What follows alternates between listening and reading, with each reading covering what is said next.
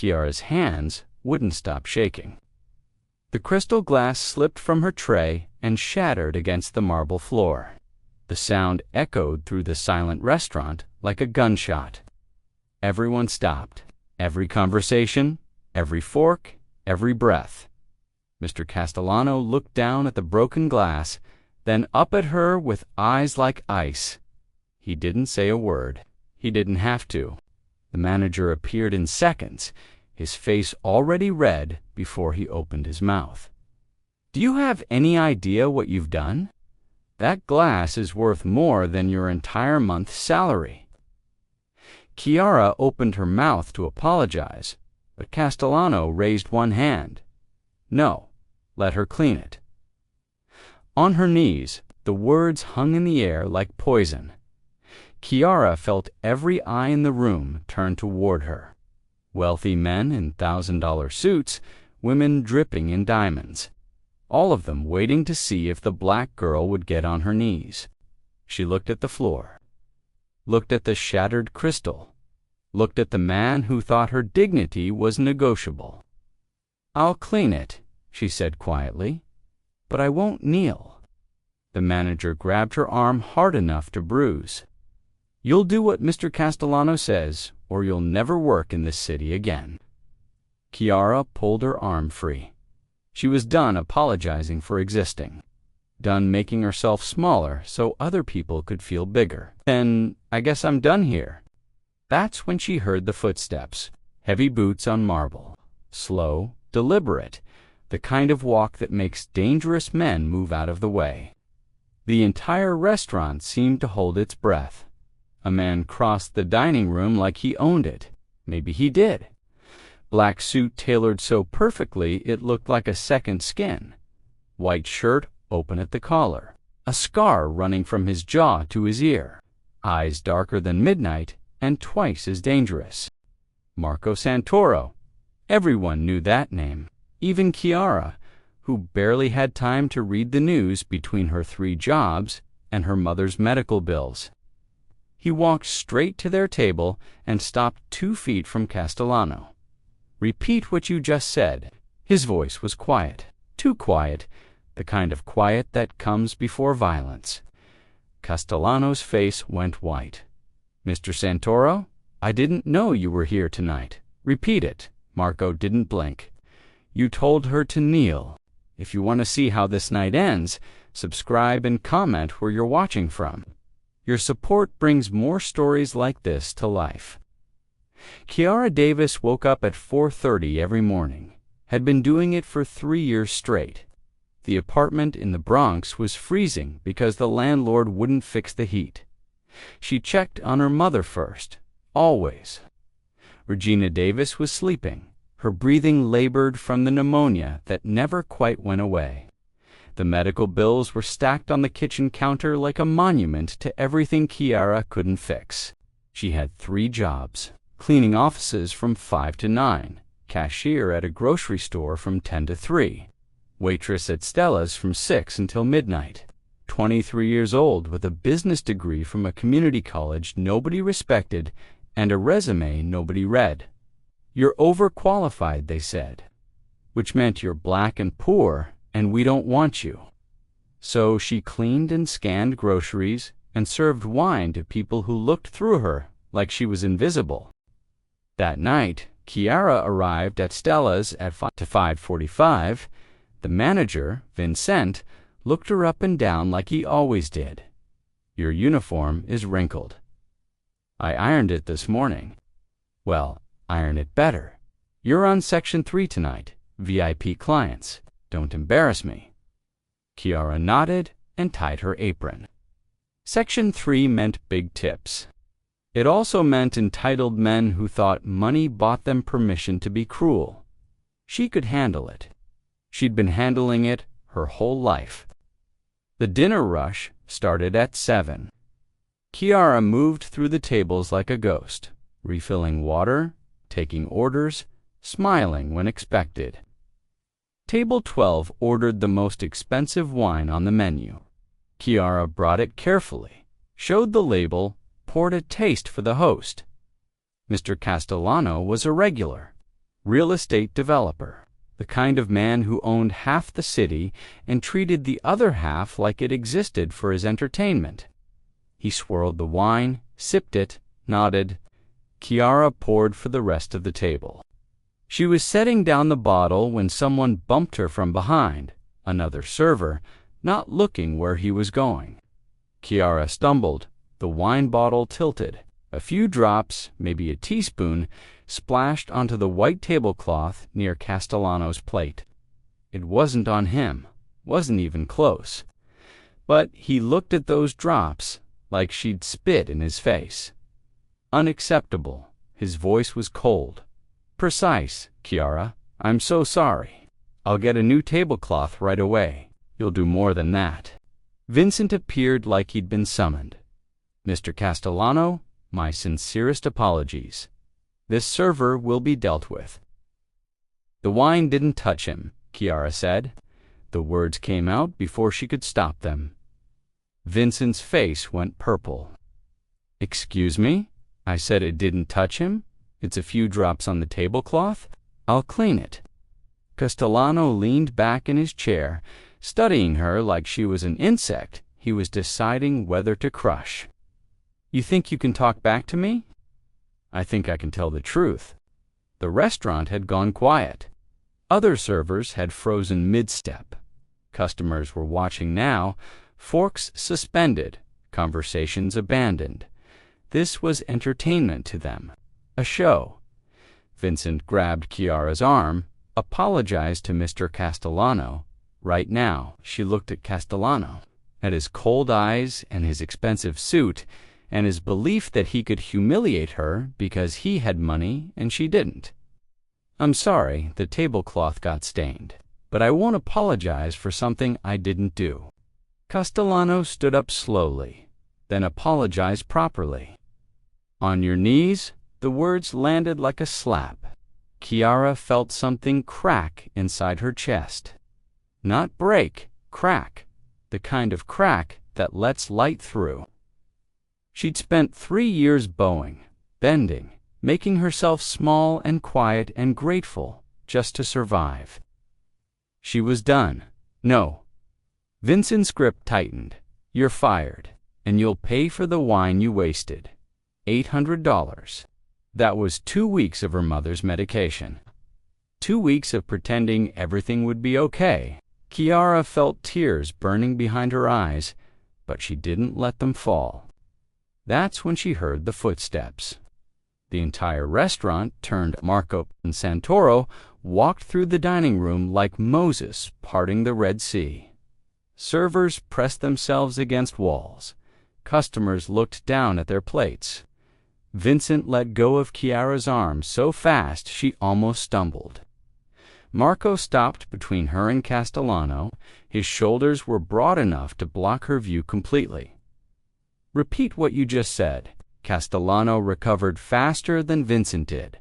Mr. Santoro, this is just a staff issue. Repeat it. Castellano swallowed. She spilled wine. She needs to apologize properly. On her knees, Marco turned his head slightly, looking at Kiara for the first time. His eyes were dark, unreadable. Is that true? Did you spill wine on him? No, sir. A few drops hit the tablecloth. He wasn't touched. Marco looked back at Castellano. So you lied, and you demanded a woman humiliate herself over your lie. The room was so quiet, Kiara could hear her own heartbeat. I'm a valued customer here. Not anymore. Marco took off his jacket. The motion was smooth, unhurried. He folded it carefully and turned, draping it over Kiara's shoulders. The jacket was heavy, warm, smelling of expensive cologne and something else. Safety. No one, Marco said, still looking at Castellano, makes her kneel while I'm breathing. Vincent found his voice. Mr. Santoro, with respect, you don't own this restaurant. Actually, I do. The words dropped like stones. I bought it 6 months ago. Didn't see the need to announce it. Until now. Marco stepped closer to Castellano. "You have 10 seconds to leave before my patience runs out." Castellano looked at Marco, then at Chiara, then at the exit. He left, practically ran. Vincent started to speak, but Marco cut him off with a look. "You're fired. Collect your things.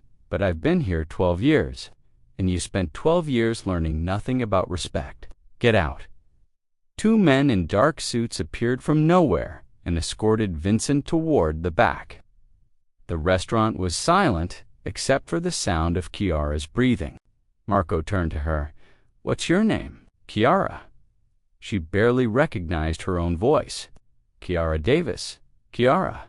He said it like he was testing how it felt. "Are you hurt?" "No, I'm fine, thank you." "You don't need to thank me." She didn't know what to do with the jacket still draped over her shoulders. Should she give it back? Keep it. Marco seemed to read her mind. "Keep it for now.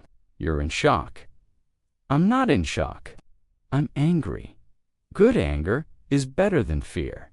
He studied her for a long moment. "How long have you worked here? 11 months? Do you need this job?" The question was strange. Direct Chiara found herself answering honestly. "Yes, I have 3 jobs, and my mother is sick, and I need every hour I can get." "Not anymore." Marco pulled a card from his pocket, black with gold lettering. "Call this number tomorrow morning. My assistant will arrange everything. You're taking over as manager here, effective immediately." Chiara stared at the card. "What? Unless you don't want to." "I don't have management experience. You have something better. You have spine. The salary is $70,000 a year. No more triple shifts. No more getting screamed at by men like Castellano. Just run this place the way you think it should be run. 70,000 Chiara made 19,000 last year total." "Why are you doing this?" "Because someone did it for me once," Marco said, "when I had nothing and everyone told me I'd stay nothing. And because you didn't kneel," he started to walk away, then paused, "and Chiara, anyone gives you trouble, you call me. Day or night, you're under my protection now." 3 weeks later, Chiara still couldn't believe it was real. The job was challenging, but she loved it. Scheduling staff, managing inventory, solving problems. She was good at it, better than good. For the first time in years, she slept more than 4 hours a night. Her mother cried when Chiara told her about the raise. "God sent you an angel, baby." Chiara didn't mention that her angel had a reputation for breaking kneecaps and disappearing witnesses. Regina didn't need to know those details. Marco didn't come back to the restaurant for 3 weeks. Chiara half expected him to show up and micromanage, but his assistant simply called once. "Mr. Santoro trusts your judgment. Keep doing what you're doing." So she did. She changed the menu to include more affordable options. Hired servers from the neighborhood who needed a chance. Treated everyone with the respect Vincent never had. Revenue went up. Customer complaints went down. The staff actually smiled. Then, on week 4, Marco walked in. It was a Tuesday, slow night. Chiara was in the tiny office reviewing supplier contracts when she heard the commotion. She came out and saw him being seated at the corner table. Private, back to the wall, always in a position of control. 3 men with him, all wearing the same dangerous look. Chiara grabbed a menu and approached. "Good evening, Mr. Santoro. Welcome to Stella's." "Chiara," he said, her name like he'd been thinking about it. "How's it going?" "It's going well. Thank you again for the opportunity." "Stop thanking me. You earned it." He gestured to the chair beside him. "Sit. I want your opinion on something." "Sir, I don't think that's appropriate. I just made it appropriate." "Sit." Chiara sat. The 3 men at the table studied her with expressions ranging from curiosity to suspicion. Marco leaned forward.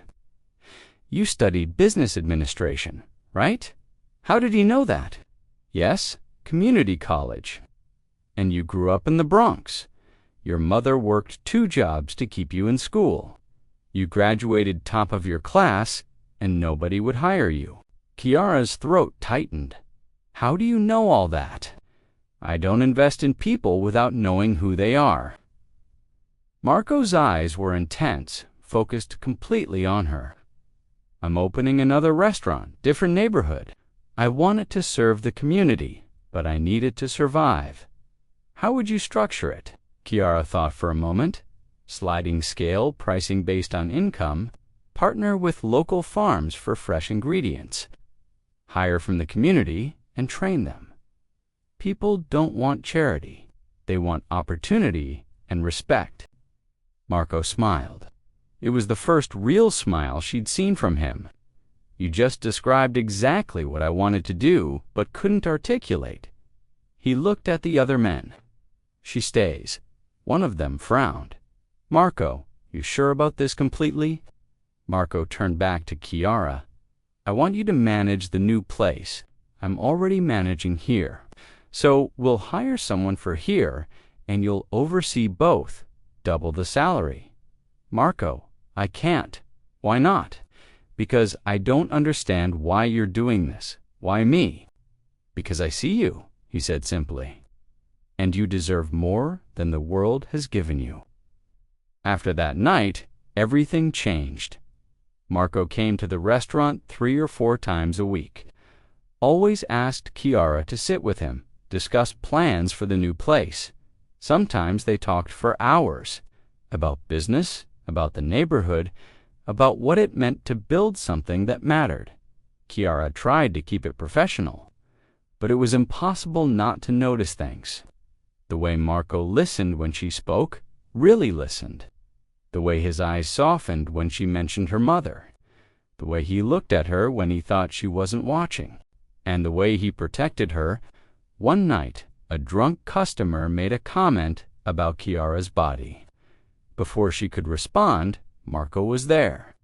He grabbed the man by the collar and dragged him outside. Kiara followed. Through the window, she saw Marco lean close and say something. The man's face went white. He nodded frantically. Marco let him go, and he ran. Marco came back inside, straightening his jacket. You didn't have to do that. Yes, I did. Nobody disrespects you. Not here, not anywhere. Kiara should have been uncomfortable with the violence. Instead, she felt seen, protected, valued, dangerous feelings. The new restaurant opened 2 months later. They called it Casa Home. It was beautiful. Warm lighting, local art on the walls, menu prices that families could afford. Opening night was packed. Kiara worked the floor, greeting customers, making sure everything ran smoothly. Marco stayed in the background, but she felt his eyes on her all night. At the end of the night, after everyone left, they stood in the empty restaurant. You did it, Marco said. This place is perfect. We did it, Kiara corrected. I just wrote the checks. You had the vision. They stood there in the dim light, too close and not close enough. Marco reached up and tucked a loose curl behind her ear. The touch sent electricity down her spine. Kiara, his voice was rough. We should talk about what's happening here. She knew what he meant, had known for weeks. Nothing's happening. Before she could respond, his phone rang. He cursed, looked at the screen, answered. His face changed immediately. Where? When? His voice was sharp, dangerous. I'll be there in 20 minutes. He hung up and looked at Kiara with something like regret. I have to go. Emergency. Is everything okay? It will be. He hesitated, then leaned down and kissed her forehead. Quick, gentle. Lock up carefully. I'll call you tomorrow. He left before she could say anything. Kiara touched her forehead where his lips had been, her heart racing. The next 3 days were quiet. Too quiet. Marco didn't call, didn't come by. Chiara told herself it was fine. He was busy. This was just business. Then, on day 4, her phone rang. Unknown number. Hello, Ms. Davis. This is Mount Sinai Hospital. Marco Santoro is asking for you. The world tilted. Is he okay? He's stable, but you should come. Chiara ran. She caught a cab, didn't care what it cost. The hospital was full of men in dark suits. Marco's people, they let her through without a word. A doctor met her in the hallway. He was shot twice, chest and shoulder. We removed the bullets. He's going to be okay, but he lost a lot of blood. Can I see him? Room for -0-9? Marco was lying in the hospital bed, tubes and monitors everywhere. His eyes were closed. Chiara's breath caught. He looked vulnerable, human. She walked to his side and took his hand. His eyes opened immediately. Why didn't you tell me you were in danger?